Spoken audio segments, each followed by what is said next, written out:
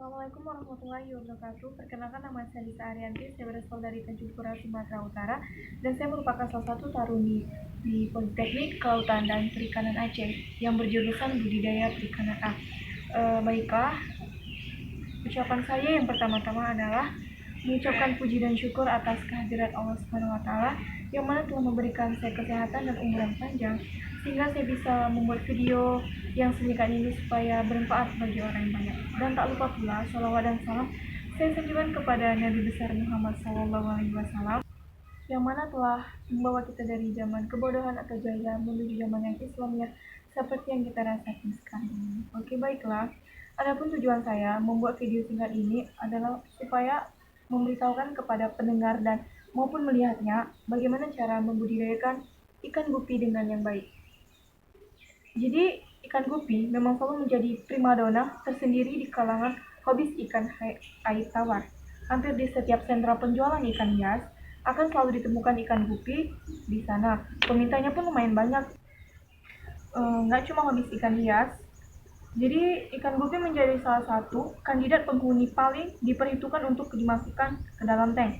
Tidak lain dan tidak bukan adalah karena sifat ikan ini yang tenang, nggak pecicilan, yang mudah menyuaskan diri, dan yang paling menyuaskan diri yang paling penting adalah warna-warninya yang tampak elok, cantik dan rupawan, sehingga banyak peminat untuk membeli atau membudidayakan sebagai ajang kontes dan yang lain-lain. Harga ikan gupi tidak relatif mahal, sekitar 2.000-an per ekor, malah bisa dikasih bonus 1-2 ekor oleh si penjual. Dan karena banyaknya peminat ikan gupi di Indonesia dan bahkan dunia, tidak sedikit orang yang mencoba menjadi breeder ikan gupi. Banyak hobis juga yang sukses besar berkat ketekunannya dalam budidaya ikan gupi. Bahkan telah memasarkannya ikan yang sampai ke luar negeri. Adapun masalah yang ditemukan yang sering menjadi kendala sang pembudidaya dalam membudidayakan ikan gupi antara lain, bagaimana sih cara membudidayakan ikan gupi yang baik, dan bagaimana pula cara mencegah dan mengatasi hama atau penyakit yang memberantas ikan gupi, dan apa saja makanan yang untuk menunjang pertumbuhan ikan gupi. Jadi untuk membudidayakan ikan gupi yang baik adalah diawali dengan 6 tahap, yaitu tahap 1 persiapan. Yang dimaksud dengan tahap 1 persiapan apa sih? Jadi gini, tahap 1 persiapan itu dengan mempersiapkan wadah, baik itu wadah kolam, wadah terpal maupun wadah akuarium. Dan setelah itu wadahnya harus dibersihkan terlebih dahulu, dan wadahnya juga harus disterilisasikan. Dan kemudian untuk tahap kedua ada memilih indukan. Jadi yang dimaksud dengan memilih indukan ini adalah kita harus memilih induk yang unggul, jantan dan betina. Jadi setelah itu kita pijahkan induk tersebut. Dan untuk yang tahap ketiga, memisahkan indukan. Setelah kita temukan bibit unggul induk, setelah itu kita pisahkan induknya. Dan untuk yang tahap keempat, melakukan pemijahan. Pemijahan itu dalam arti kata perkawinan ikan untuk memproduksi burayak ikan gupi. Dan kemudian tahap 5 yaitu melahirkan ikan gupi. Dan tahap ke-6 merawat burayaknya. Jadi setelah ikan gupi sudah melahirkan, jadi kita harus melakukan perawatan agar tumbuh burayak ikan gupi yang optimal. Belum mau cari makanan yang lanjut.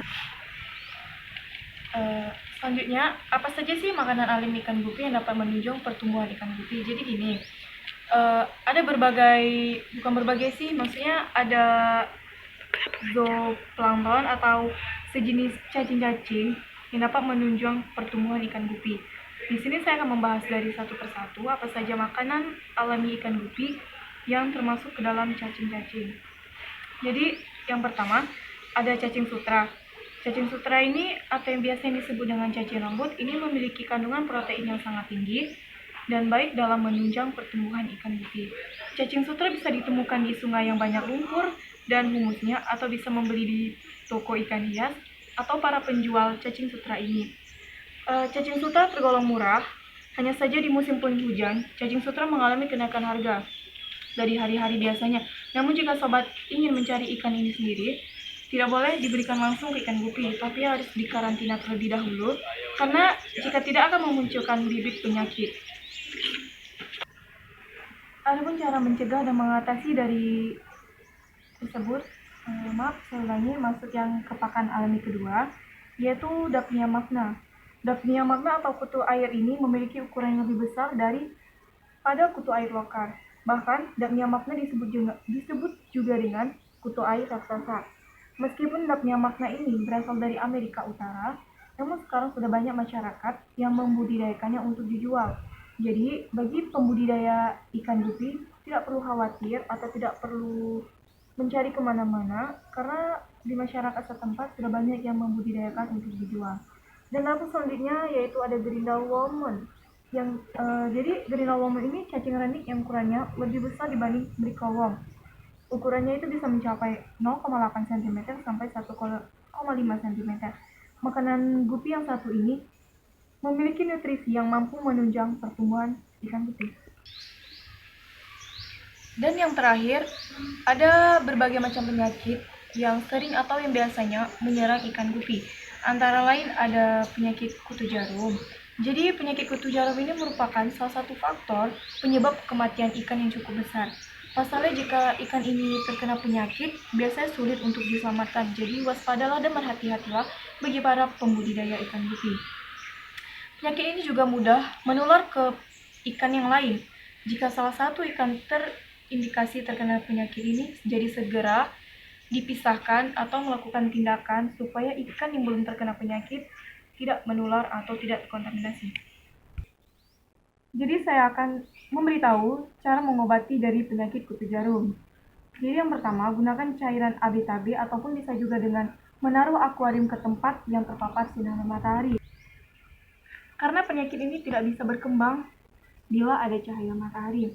Kemudian selanjutnya ada penyakit white spot. Penyakit white spot ini sangat mudah dikenali karena perubahan pada sisi ikan sangat terlihat jelas, yaitu munculnya bintik-bintik putih pada tubuh ikan. Jadi kita sangat mudah mengenali apakah ikan tersebut terkena penyakit white spot atau terkena yang lainnya. Jadi biasanya jika ikan terkena white spot, seluruh tubuh ikan gatal dan tidak akan tenang dan akan berenang ke sana kemari sambil menggosok-gosokkan tubuhnya. Jadi cara mengobati penyakit ini, jadi segera pisahkan ikan yang terjangkit penyakit ini dan berikan obat anti jamur seperti Metaliblu atau bisa juga dengan produk lainnya. Jadi di sini bisa saya tarik kesimpulan bahwa membudidayakan ikan gupi atau ikan hias air tawar itu tidak terlalu sulit karena jangkauan yang sangat tidak lama dan harganya yang cukup menunjang untuk perekonomian masyarakat. Dan bukan cuma budidaya ikan yang sangat mudah, namun ikan gupi juga termasuk harga yang relatif murah dan mudah untuk dibudidaya. Jadi segeralah bagi para pecinta ikan hias untuk segera membudidayakan ikan hias gupi supaya prospek ikan hias air tawar di Indonesia semakin meningkat dan semakin luas untuk ajang kontes di Nusantara. Jadi sekian video singkat saya sampaikan untuk para pelihat dan pendengar. Semoga bermanfaat bagi kita semua. Saya akhiri. Wassalamualaikum warahmatullahi wabarakatuh.